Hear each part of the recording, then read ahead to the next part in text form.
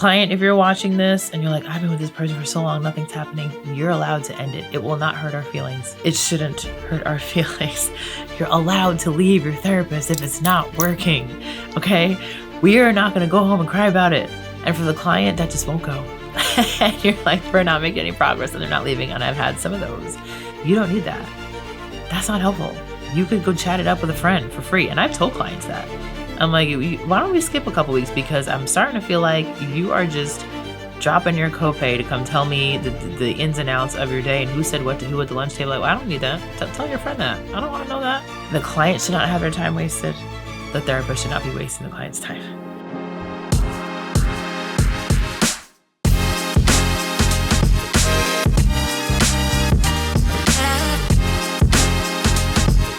Welcome to the Pastor's Lounge. I'm Sherry, your unapologetically Christian therapist. Here we talk about all things mental health and wellness from a biblical perspective. So by now, it is pretty obvious that I'm super passionate about therapy, people being in good quality therapy. And you already know, if you've seen our New Year's motivation video, that we're all about, listen, this is the year to do the thing that you've been afraid to do. Maybe you've been avoiding, maybe you've been going back and forth about it. And we're just going to get right into discussing what is it like to get into therapy for the first time. You could be on the fence. You could realize that this is the year that you have to do it. You need to make that connection. And maybe the hesitation is, I just don't know where to start. How do I know if I have a good one? I've been with one for a really long time and I feel like I'm not really making any more progress. How do I get out of it? And also I'm going to loop in some encouragement for the clinician. If you're watching this, you're the therapist, you're like, well, how do I know, if I have a good client or if I'm with the right person, or if we're a good match, or maybe you're kind of stagnant with somebody and you're trying to wrap things up. So we're just going to have this buffet right now because it's early in the year and I want to get right into, I want to get ahead of the roadblocks that could keep you from making this decision. It's a life-changing decision. It is, to me, one of the most remarkable, beautiful experiences to get to sit with someone and watch them walk through their healing, support them, and see them evolve into their true selves. There's nothing like it. And it matters that you're with the right person, that you're with the right clinician, that the clinician is comfortable with you, you're comfortable with them. So let's kind of briefly just go over how to get into some of this. Now, first of all, do know, just a side note, little plug for Jesus here. So much of what is incorporated in the therapeutic space, so many things that people are using and saying and doing in the therapy world, or even just externally, right? I'm manifesting this year that I'm going to have a husband, or I'm going to say these mantras or these affirmations, or, I'm going to do these meditations and this is what's going to happen. I'm going to make my future, come forward. So many things that people are, they're certainly manipulating it a little bit, but these are all concepts borrowed from the Bible. Completely borrowed from the Bible. So the first, what does he call it in the word? The wonderful counselor, the original best therapist in the world is Jesus Christ himself. And so much of what we're doing in therapy and what everyone else is trying to just do in their little DIY, self-help therapy experiments are doing, manifesting and whatnot, everybody's just borrowing from the word. They're just borrowing from the word. The Bible talks about speaking life and declaring things. Right, there go your affirmations. The Bible talks about guarding your heart and your mind, and how, and guarding your tongue and what you say. And the Bible is always addressing how we're handling our futures, our thoughts, our attitudes, right? This is just, music therapy. Who was the first kind of music therapist? David, who was playing an instrument and helped to calm Saul down, right? So much of what we're using comes from the word. So first and foremost, don't leave God out. Don't leave God out of the process because he pretty much made it, right? So let's keep that in mind. Number one, getting a good Christian clinician, you want to make sure that this is someone who knows the word. You're not necessarily going to have a therapist who's going to be reading the Bible to you the whole time. I don't do that. By the way, I'm telling you right now, I don't sit with my clients like, okay, let's turn in our Bibles. Like sometimes I will pull out a scripture that God just speaks to me and says, hey, this ties into what you're talking about. That happens super often and it's awesome, but not all the time. And, it's not this big, it's not a church experience. It's a completely different experience altogether. But you do want a clinician that knows the word. There's a difference, and we've done this video before, right? Being a Christian, being a Christian clinician or a clinician that's a Christian, right? There's a difference. You need to know your stuff. You need to come ready to declare truth and to know what's in the word and what's not there, right?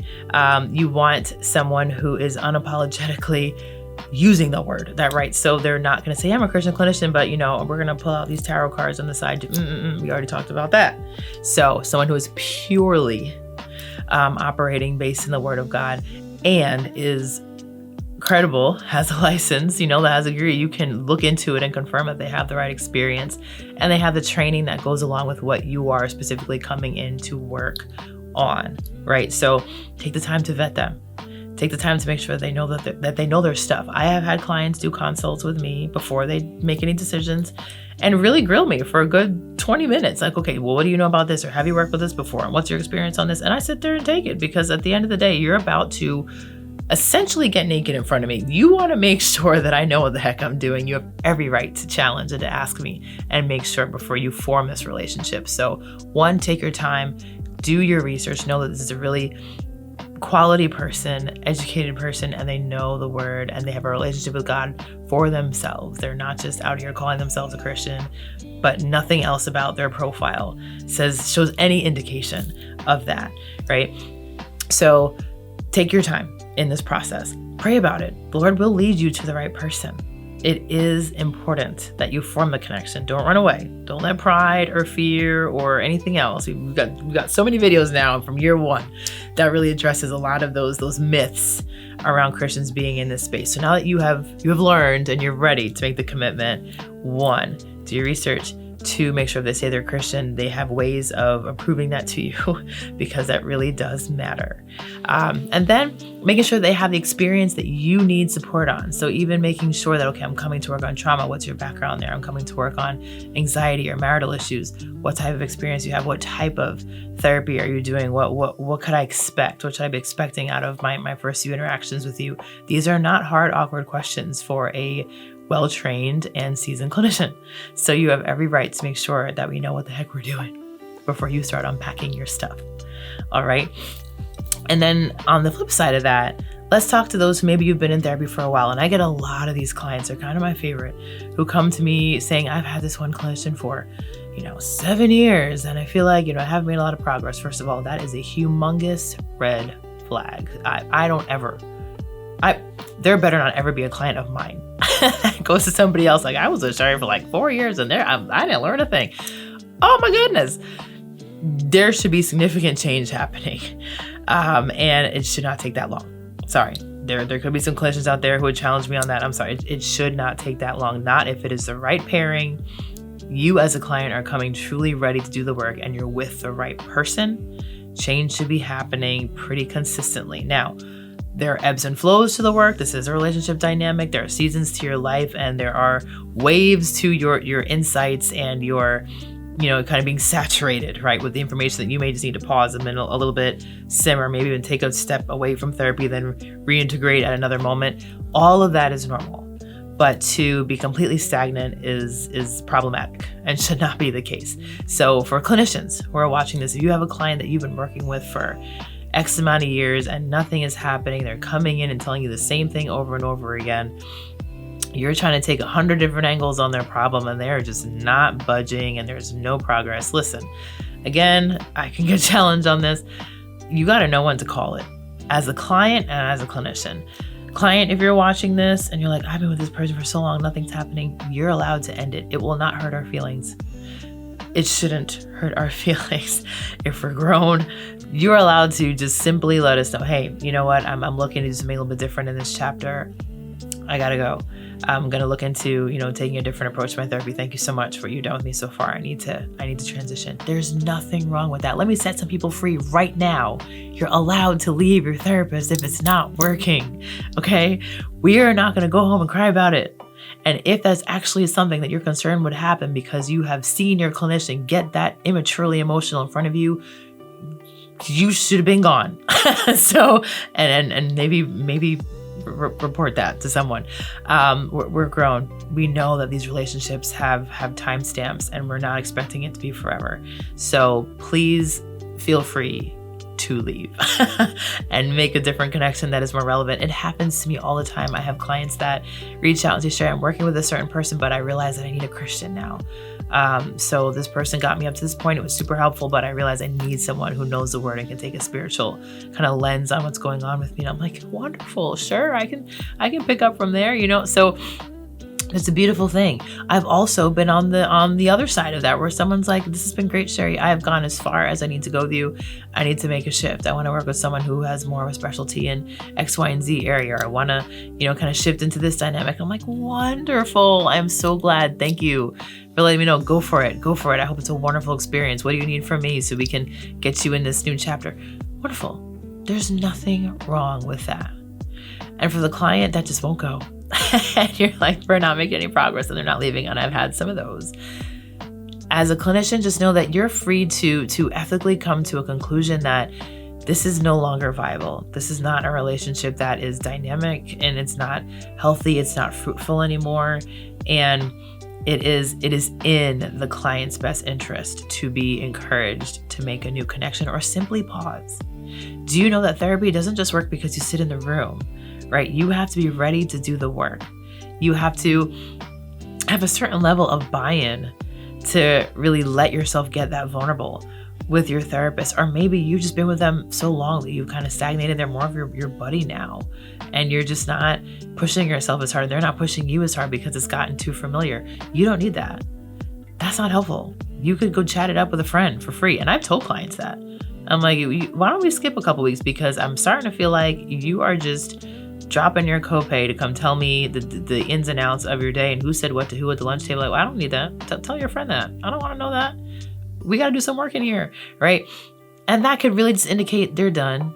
They need a break from you. They need to go do something else. They need to spread their sessions out a little bit, or they're avoiding getting into some deeper territory. And it may just be that they're not ready to go there with you, and it's okay to call it. I remember doing supervision with some clinicians in the last place I was working, and just really having this conversation, which is really hard for clients and clinicians alike, to get to these impasses, to not be sure if the issue is, are we dealing with some transference or countertransfer? Are we, getting into some grad school terms.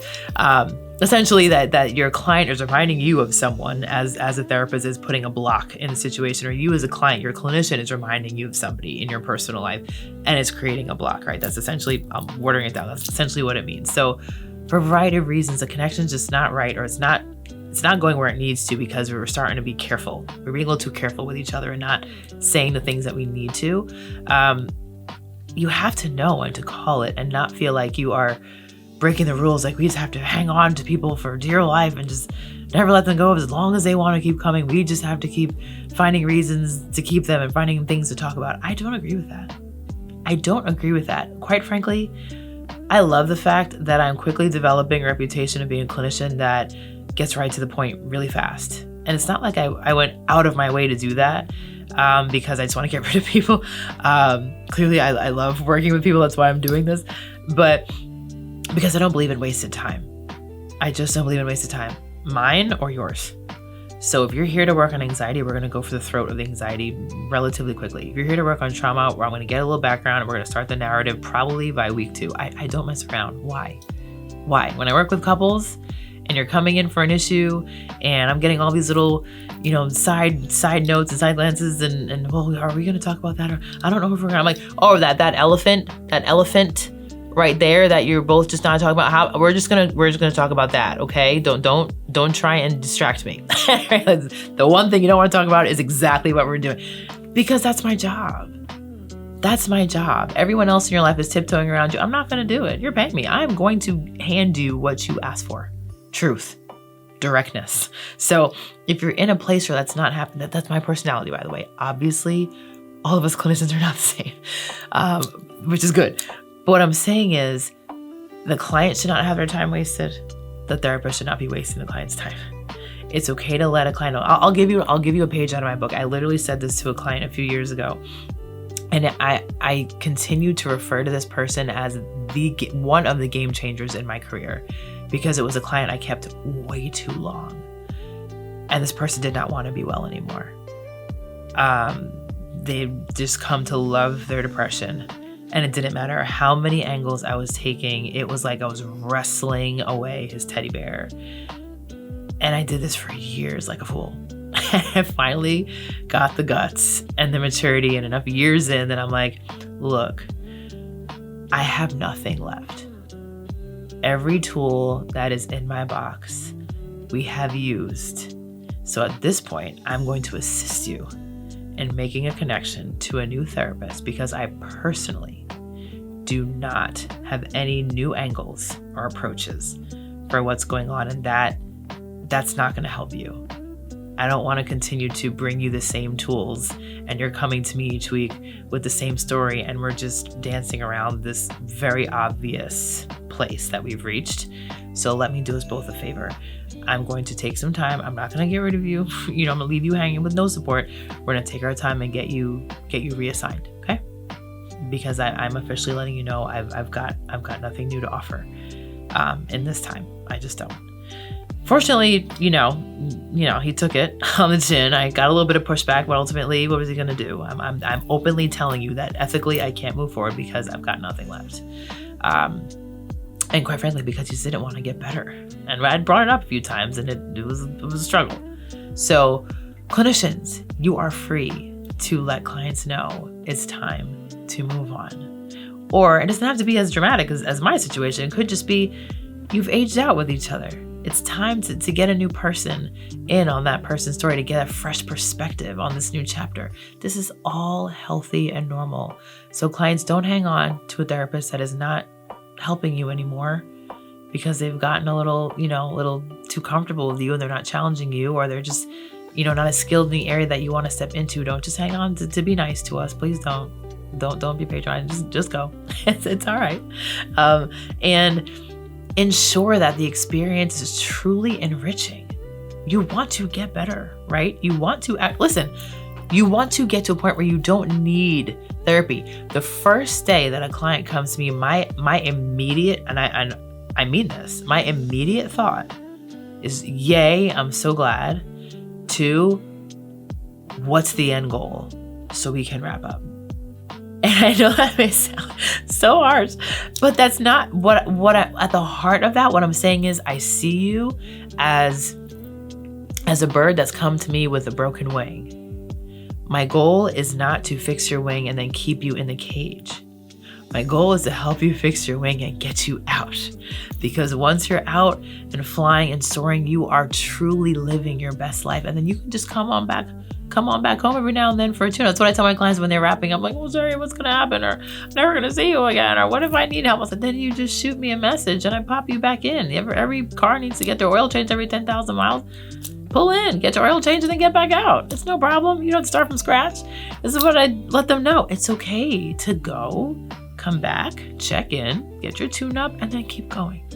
But to keep you weekly for the rest of your life is ridiculous. It's just ridiculous. Don't endeavor to have that type of relationship with your therapist. And therapist, clinician, do not pat yourself on the back for having somebody that long. You just admitted that you are not effective. Sorry. I'm sorry. I'm just going to say it. So different needs take different lengths of time, but forever is not an option. I want people better and gone. That's exactly what we want. Popping in when you need to, and that's it. Once we've accomplished what we need to. So all of this, what am I getting at? 1, if you know in your heart this is the year to start therapy, do it. Do it. Do some research. Get on the different insurance on the website for your insurance, or Psychology Today, or different places where they, lists where they're keeping track of Christian clinicians, focus on the family. Great places to look into where you can start to get some fully vetted Christian clinicians to choose from. Get in the process. Vet your clinician well to make sure they are going to meet the needs that you have. Ask for a consultation. They're typically free, a few minutes at a time. Just talk with them, see them on a Zoom or in person to get a sense, or if you're comfortable. And then do the work and ensure they're doing the work with you. They're not lazy. They're not talking more about themselves than they are listening to you. I've heard that so many times. It makes me sick. Clinicians that have just gotten so lazy and unprofessional, and they're using their sessions to fix themselves. Ew. Bye. Get out of that immediately. You and your clinician should be friendly, but they're not your friend. Because the minute that they can't call you out on your stuff, you've lost your edge, you've lost the quality of that space. Go immediately.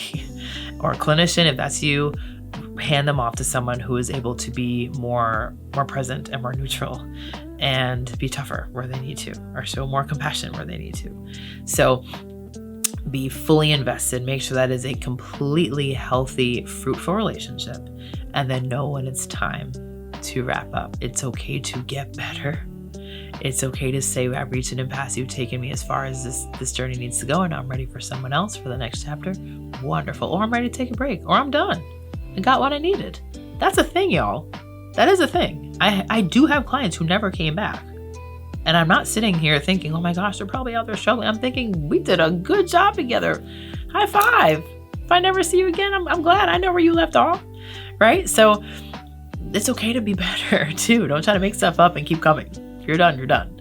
Right? So clinician, know what to call it. Client, know what to call it. For whatever the reason, do the work. Grow. Enjoy the journey. It's hard. It's scary. It is straight up physical therapy for your heart, and it is no joke, and it's not for punks. But when done correctly, right time, right place, right connection, it is one of the most dynamic, incredible, miraculous moments you could ever be a part of. And I wouldn't trade my career for anything. I would not trade this calling for anything in the world. So I hope this helps. I hope this gets some people motivated to get started, have some nuggets to bring to the research table as you start to narrow down your options and get in the room. And if I missed anything, if there are some other questions you have, I did do a little ebook about this. It's on our website, the resources tab. But if you have any particular questions about this process, let me know. Put it in the comment section or send us an email, and I will happily answer you, because I want, if this is what you're seeking, you get it this year. All right. So let us help you, if that would also kind of make the process easier. All right. So glad we had this conversation. I know that this is going to set some people on the right course and get you ready to start one of the greatest adventures of your life, so that you can pursue wholeness and end this year completely different than the way you started it. Thank you so much for watching. I hope this was a true inspiration to you and gave you some good information and food for thought. And if so, please like, subscribe, and share. And until next time, I pray that you prosper and you are in great health, even and especially as your soul prospers.